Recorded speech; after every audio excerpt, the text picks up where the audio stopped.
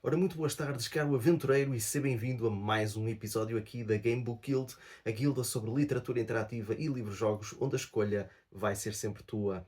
E foi a tua escolha que permitiu que o livro de hoje fosse abordado neste vídeo. E o livro é, claramente, Shadow of the Giant, um livro da autoria de Ian Livingstone. Estamos aqui a trazer bastantes livros do Ian Livingstone, mas é assim que funciona. Vocês votam no livro e se o livro mais votado for do Ian Livingstone, eu tenho que o trazer. Embora eu possa dizer que embora eu tivesse alguma preferência quando eu coloquei a votação, eu coloquei este, o Shadow of the Giant, e eu coloquei também o Secrets of Salamonis, de propósito, porque ambos os livros tinham sido lançados em 2022 para celebrar os 40 anos da Fighting Fantasy, mas eu não vou esconder que eu tinha uma preferência pelo Secrets of Salamonis. Mas isso não quer dizer que eu não tenha gostado do Shadow of the Giants. Muito pelo contrário, eu só tenho coisas positivas para dizer acerca deste livro e coisas. Eu não vou propriamente dizer que existem coisas negativas, mas eu não vou dizer que foi tudo bom. Portanto, existem algumas coisas a apontar, mas este livro foi bastante bom e foi uma lufada de ar fresco se considerarmos que os livros anteriores do mesmo autor focavam-se muito em criar ligações para outros livros e às vezes mesmo ligações diretas, ou seja, tornar livros como sequelas ou prequelas de outros que já saíram há 40 anos. Portanto, este livro consegue fazer algo que é bastante.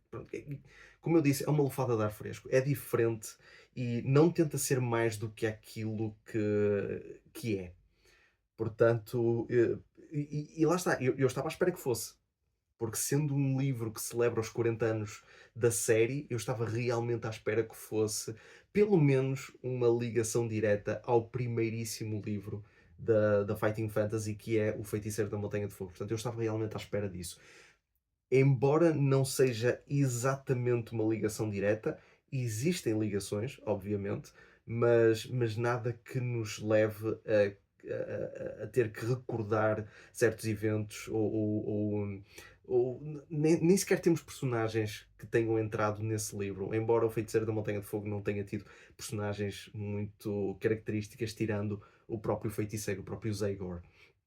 Mas pronto, mas eu já vou falar aqui da história do Shadow of the Giants. Uh, Vou em primeiro lugar arrumar com a questão das mecânicas, porque sendo o Ian Livingstone, ele não é muito, como é que eu ia dizer, ele não é muito experimental. Ele não é como o Steve Jackson. O Steve Jackson variou bastante em questão de regras e questão de diferentes mecânicas ao longo da sua contribuição para a Fighting Fantasy. Portanto, sempre que sai um livro do Steve Jackson, ou sempre que saiu um livro do Steve Jackson, era quase certo que iria haver algo de diferente ou algo de único que o destacava dos outros livros. E isso muitas vezes refletia-se a um nível de mecânicas. O Ian Livingstone já nem tanto. Existem livros que são diferentes, mas a maior parte, e sendo que o Ian Livingstone escreveu a maior parte entre o Ian Livingstone e o Steve Jackson, o Ian foi quem escreveu mais livros, mas ao mesmo tempo também não variou muito na questão das mecânicas. Existem algumas diferenças de uns livros para os outros, mas regra geral ele mantém-se sempre nas mecânicas originais da Fighting Fantasy. E Shadow of the Giants não é diferente. Portanto, eu não vou falar aqui muito sobre as mecânicas, eu vou-me concentrar apenas na história e dar as minhas observações em relação a isso. Então, de que é que se trata aqui o Shadow of the Giants? A história começa em Anvil, a nossa personagem é um aventureiro, e surge então a oportunidade de nós irmos explorar a Montanha de Fogo. Portanto, aqui está uma ligação ao primeiro livro. E ao chegarmos a Anvil, nós somos ajudados por uma personagem que é o Dunbar Lap. Eu tenho aqui as personagens anotadas porque existem várias e eu quero lembrar-me pelo menos da maior parte delas, ou de todas. Hum, e o Dunbar Lap vai nos ajudar a ter uma compra importante logo no início. E nós podemos comprar uma de duas espadas que podem vir a ser úteis contra certos inimigos na aventura. Ele só nos ajuda aqui nesta primeira parte, mas depois quando nós vamos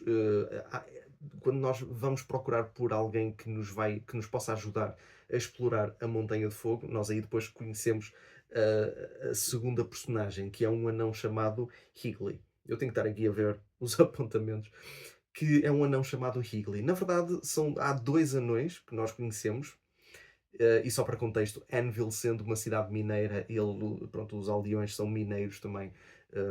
Uma grande parte da economia de Anvil é através da mineração de ouro, mas temos também anões que também são excelentes mineiros, e em Anvil nós podemos recrutar um de 2 anões. E pronto, correndo o risco de estar aqui a colocar um spoiler, o Higley é de facto a escolha mais acertada. Então, nós vamos para a Montanha de Fogo, entramos lá dentro e uma coisa muito boa também que acontece, nós exploramos a Montanha de Fogo, pronto, obviamente no primeiro livro. Temos depois o Regresso à Montanha de Fogo, que foi lançado a celebrar os 10 anos da Fighting Fantasy, em que nós também exploramos. E eu posso dizer que há uma sequência no Secrets of Salamonis em que também exploramos a Montanha de Fogo, mas eu não vou dar mais pormenores em relação a isso. O que eu posso dizer é que nessas instâncias em que nós exploramos a Montanha de Fogo, o layout, pelo menos inicial, mantém-se. Portanto, não existem aqui alterações e eu gosto bastante disso. O que acontece aqui no Shadow of the Giants é que nós não exploramos muito para além daquilo que é alguns metros depois da entrada, porque, como o Higley diz, não é? Quando nós chegamos à primeira bifurcação, se nós virarmos para a esquerda, não há absolutamente nada porque já foi tudo saqueado lá dentro. Portanto, mas também, curiosamente, é do lado esquerdo que nós conseguimos penetrar ainda mais pela montanha adentro. Portanto, isto é mesmo para evitar grandes explorações, porque o tema principal não é explorar a Montanha de Fogo. Isso é apenas a premissa da história, isso é apenas o início da própria aventura. E então, pronto, viramos à direita, encontramos uma porta, a porta vai dar a um fosso, mas aí, ao contrário dos outros livros, nós podemos explorar o que há nesse mesmo fosso. E então encontramos uma câmara lá escondida, que tem um baú, e também encontramos um retrato, e esse retrato é uma de 2 referências a livros anteriores. Mas é uma referência muito, muito subtil. É uma referência subtil por 2 razões. Primeiro, porque nós não temos uma ilustração que mostre esse retrato que nós encontramos. E segundo, porque a própria descrição, eh, ou seja, nós não nos focamos muito nesse mesmo retrato, a nossa personagem. Mas a descrição que é feita eh, leva-nos imediatamente a pensar na capa original do Feiticeiro da Montanha de Fogo. Portanto, e para mim, eu acho que é uma boa referência, sem ser preciso ser muito agarrado a essa mesma referência. Eu depois, mais tarde, eu falo da segunda referência. E então, nesse baú, nós encontramos uma coroa, que é uma coroa que está adornada eh, com 4 figuras à sua volta. É basicamente a coroa, é esta aqui. O Higley coloca a coroa e de repente ele liberta um poder que acaba depois por causar a morte dele, mas esse poder, essa magia do caos, acaba por animar, não é? Essas figuras que estão na coroa, elas saltam e crescem e transformam-se em gigantes. E depois os gigantes partem para destruir tudo o que tiver à frente deles. Isto é basicamente quase um. Eu, se não soubesse, eu diria que o Ian Livingstone estava aqui a fazer alguma referência a Attack on Titan, quase, mas a única referência seria os gigantes. Pronto. Portanto, não é propriamente uma referência direta a Attack on Titan, provavelmente nem sequer pensou nisso. Por isso não é de todo uma. Não vou estar aqui a dizer, aqui tem ligações a Attack on Titan. Não tem nada a ver. Mas é curioso, sim. E então, o Higley, antes de morrer, diz que nós temos que ir a Hamlin, que é uma cidade que fica do outro lado. Os gigantes foram para este, nós temos que ir para o oeste, onde nós vamos encontrar um homem chamado Merrick Omyash, que pelos vistos sabe, é a única pessoa que sabe como derrotar estes gigantes. Estes são gigantes de ferro. E então nós lá partimos para Hamlin e pelo caminho nós encontramos um outro homem nos estábulos, não é? O dono de uns estábulos, chamado Harold Hoggett. Há muitas aliterações nestes livros. Mas o Harold, convenientemente, com uma grande coincidência das coincidências, é um grande amigo do Merrick. Tanto é que os dois lutaram em conjunto na Ilha do Fogo, na batalha contra os Homens Lagarto. E isto é a segunda referência. Isto é uma clara referência à Ilha do Rei Lagarto, mas mais uma vez, não é uma coisa que nós tenhamos de saber obrigatoriamente. Portanto, nem sequer é uma ligação direta do livro, nem sequer isto significa que este livro é uma sequela da Ilha do Rei Lagarto. Não tem absolutamente nada a ver. É uma referência, são duas pessoas que estavam presentes naquele local e que nem mesmo na Ilha do Rei Lagarto nós falamos com eles. Portanto, não existe qualquer ligação. Isto são personagens completamente originais deste livro do Shadow of the Giants. O Harold dá-nos um pingente, não é? Dá-nos um colar, não é? Pode-nos dar, se nós formos diretos com ele e dizer que nós queremos falar com o Merrick. E depois ficamos com o cavalo e dirigimos-nos para Hamlin. Eu posso estar enganado, mas Hamlin nunca foi explorada nos outros livros, pelo menos que eu saiba. É a primeira vez que nós vamos para esta cidade e nós podemos explorá-la e visitar. E felizmente, ou melhor, felizmente, nem sei porque é que disse felizmente, mas curiosamente ou coincidentemente é uma altura de um festival. E estão a dar umas festas e tudo, portanto, isso é uma boa oportunidade para nós explorarmos, interagirmos com várias pessoas e fazermos comprar objetos, comprar itens, fazer certos tipos de negócio. Portanto, é uma boa oportunidade para nós fazermos essas compras, pronto, essa gestão, essa exploração e conhecer também um bocadinho de como é Hamelin. Nós, ao chegarmos a essa cidade, nós encontramos uma mulher chamada Binnie Brogan, que se oferece para nos dar um tour pela cidade.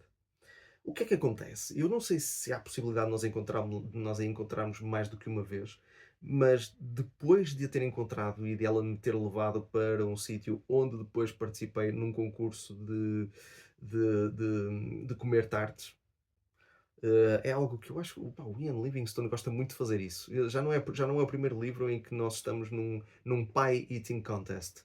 Mas, mas pronto. E depois disso ela vai-se embora e nunca mais a vemos. E eu não sei se é possível nós andarmos atrás dela, mas a verdade é que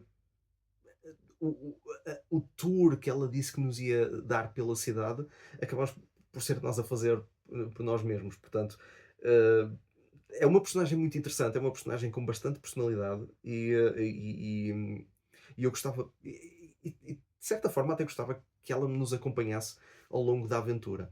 Uma coisa muito boa que o Ian Livingstone tem, em oposição à parte mais fraca, não é? A um ponto de melhoria que ele podia trabalhar, que é a linearidade das histórias dele. Esta é uma história também bastante linear.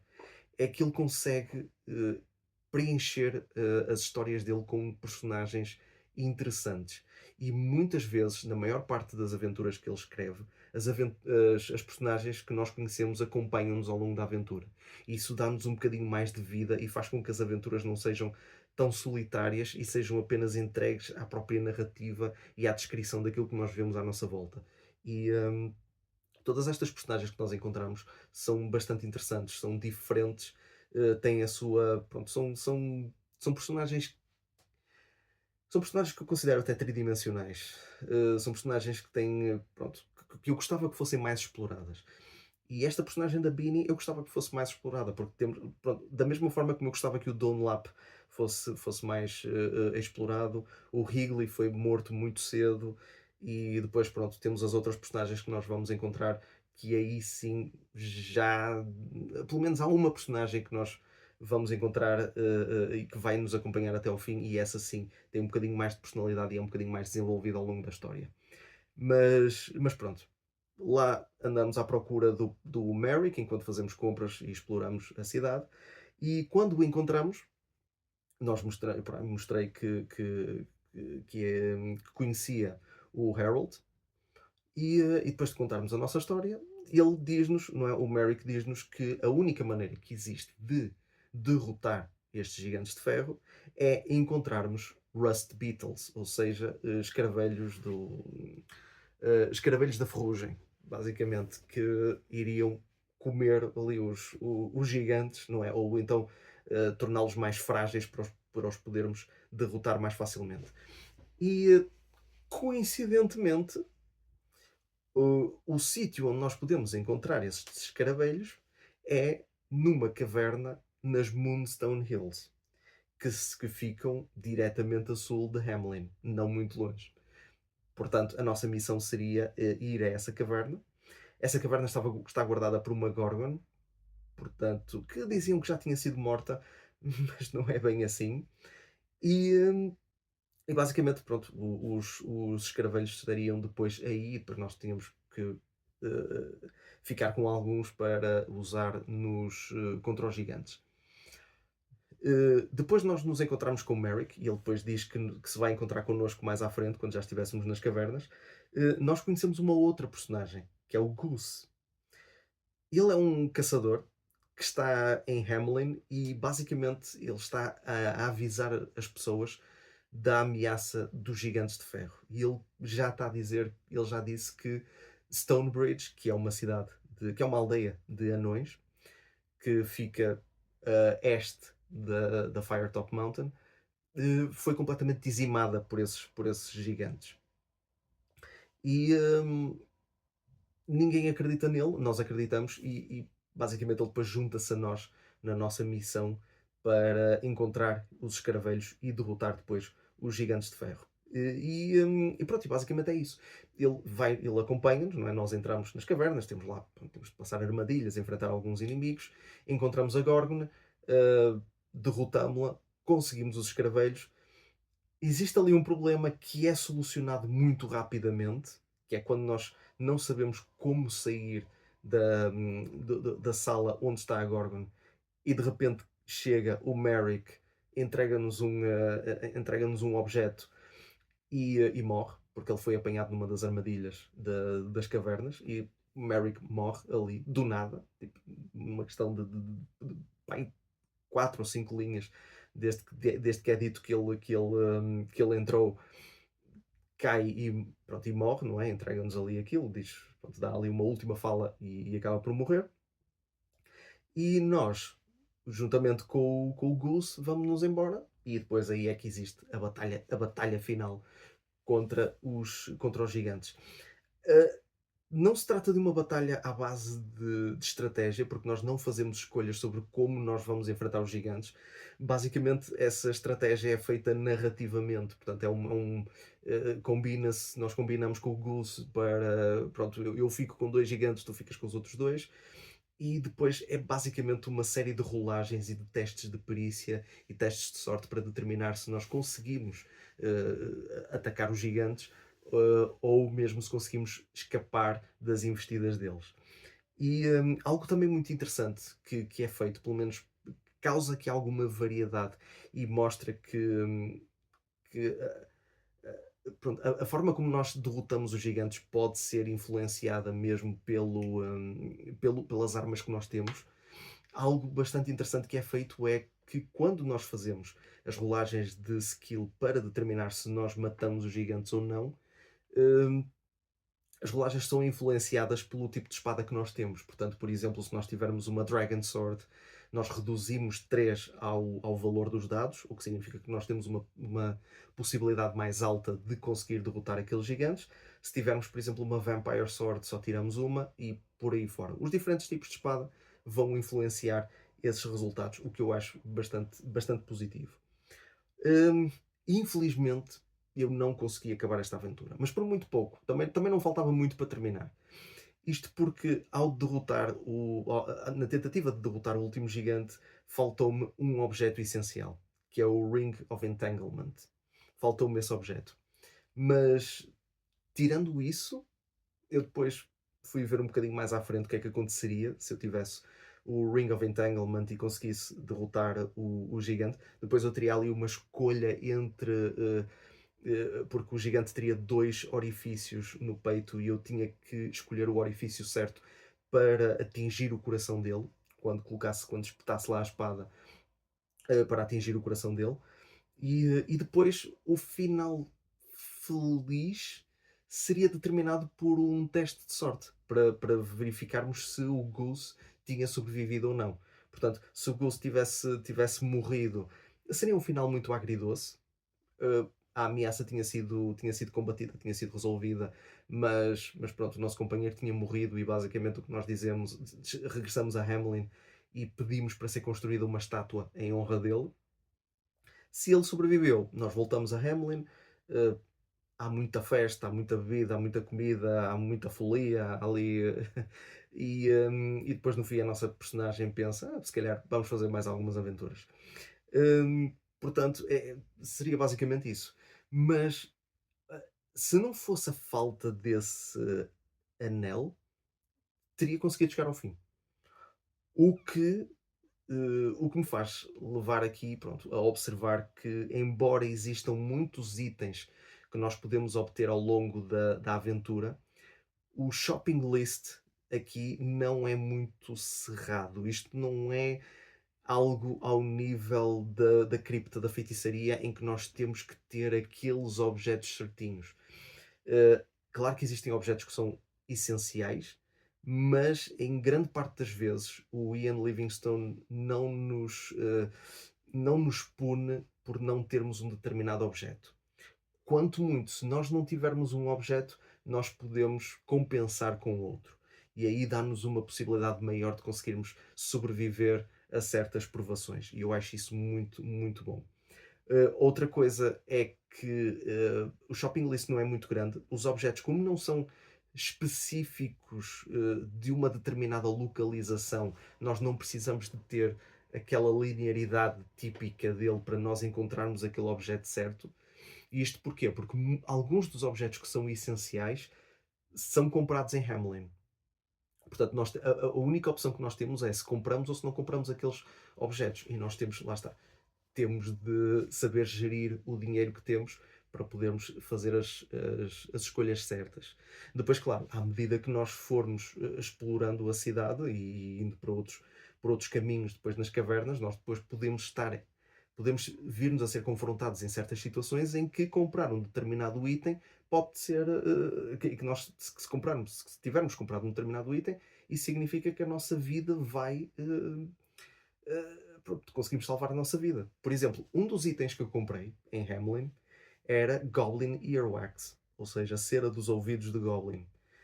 Eu sinceramente não sei porque é que eu comprei aquilo, mas quando eu estava a explorar as cavernas da Górgona, eu enfrentei um demónio, um Howling Demon, que gritava, não é? E que pronto, o ataque principal dele era o berro, era o grito dele. E o Goose pergunta-me esse, se eu tenho essa cera dos ouvidos. E por causa disso, consegui sobreviver a esse encontro. Portanto, lá está, existem estes objetos que podem ser úteis em determinadas alturas, mas dependendo das nossas escolhas, podemos até nem sequer precisar de os usar. Portanto, é uma vantagem, mas joga aqui um bocadinho mais com a sorte do que propriamente com a linearidade da própria aventura.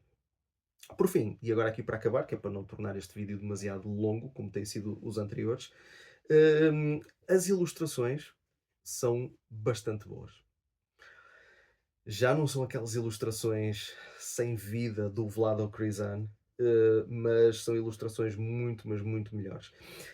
As ilustrações internas foram de Mike McCarthy e eu posso dizer, eu vou mostrar aqui algumas, que são bastante expressivas, são muito reminiscentes das ilustrações originais da Fighting Fantasy, portanto são muito mais agradáveis, muito mais interessantes e eu gosto muito. Há uma coisa que eu posso apontar aqui, é que a maior parte das ilustrações demonstram personagens que nós encontramos e elas estão todas elas estranhamente centradas. Isto, aqui está o Howling Demon, o tal demónio que eu enfrentei. Muitas das personagens estão aqui bastante centradas, como se elas estivessem já à nossa espera. Imaginem que como se elas fossem peões ali à nossa espera no, que nós passássemos por elas. Quando a ilustração podia, por exemplo, mostrar essas personagens a fazer alguma coisa antes de nós passarmos por elas. Porque, pronto, a narrativa depois diz que as personagens dirigem-se a nós e lá está. E as ilustrações focam-se apenas no momento em que os personagens estão connosco. Isso acaba por ser um bocadinho. É um estilo um bocado repetitivo. Por exemplo, esta personagem aqui, que nos dá uma lâmpada com um gênio um bocado irritante lá dentro. Aqui basicamente diz que esta personagem estava com uns amigos e que depois lembra-se de vir ter connosco. Lá está, a ilustração, por exemplo, podia mostrar ele com os amigos. E depois, claro, a própria narração dizia: olha, depois ele olhou para ti, viu-te e foi ter contigo e estendeu-te a lâmpada e pronto, e depois escolhes se queres ou não queres ficar com a lâmpada. Aqui, por exemplo, quando nós encontramos o Merrick, as ilustrações estão muito boas, mas a única coisa que eu posso dizer em relação a isto é que as personagens estão sempre centradas como se elas já estivessem à nossa espera. E pronto, eu acho que se poderia variar um bocadinho nisso, ou criar assim ilustrações de paisagens ou o que quer que seja. Portanto, eu acho que isso seria, eu acho que isso seria um bocadinho mais vantajoso. No entanto, é uma, estas ilustrações estão muito, muito, muito boas. Agora, outra coisa também que eu posso falar é sobre o mapa. O mapa foi feito por Ryan McGee, eu espero ter pronunciado bem o nome, e para mim é um mapa excepcional. Espero estar aqui a mostrar. Portanto, a aventura aqui vai começar aqui em Firetop Mountain e depois temos aqui Hamelin e Stonebridge, que é exatamente aqui onde os gigantes destroem por completo. Eu gosto bastante deste mapa que aparece aqui neste livro. Não é tão claustrofóbico nem tão fechado como outros mapas, como outro mapa de Alancia que foi colocado, por exemplo, no Port of Peril e no Assassins of Alancia. É um mapa muito fechado esse. Este aqui é um mapa mais abrangente daquilo que do lado oeste de Alancia. Aliás, aqui diz mesmo Western Alancia, exatamente. Mas, pronto, embora nós, claro, nós não exploramos isto tudo, mas aqui dá para ter uma visão extremamente alargada sobre uma grande parte do território de Alancia. E claro, pronto, isto acaba por ser, para mim, acaba por ser muito mais abrangente e dá para termos uma ideia da dimensão que este continente tem. Obviamente que não é todo o continente de Alância, existem outros territórios, mas só aqui já dá para termos uma visão muito mais alargada em relação a esta parte do continente, que é muito explorada pelo Ian Livingstone. Portanto, aqui há muita. Portanto, aqui está aqui muitas localizações que já exploramos noutros livros e é bom ver isso neste mapa. E pronto, e foi esta a minha crítica a Shadow of the Giants, o livro desta quinzena. Portanto, ainda hoje, quarta-feira, eu vou lançar a próxima votação para os próximos 2 livros que vão ser abordados daqui a 2 semanas. Portanto, espero que tenham gostado. Se vocês gostaram, cliquem em gosto. Se não gostaram, cliquem em não gosto. Usem a caixa dos comentários para dar sugestões, opiniões, para dizerem aquilo que bem entenderem. Subscrevam o canal. Cliquem no sino para continuar a receber notificações sobre os vídeos que eu vou lançando aqui na Game Book Guild. E, mais uma vez, eu espero contar com a vossa presença no próximo vídeo aqui na Game Book Guild. Até à próxima.